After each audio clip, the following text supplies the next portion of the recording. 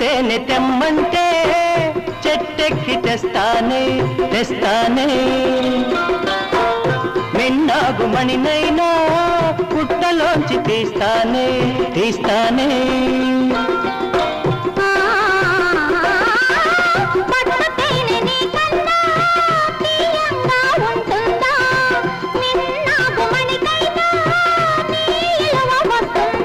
అంతేనా అంతేనా అవును అంతే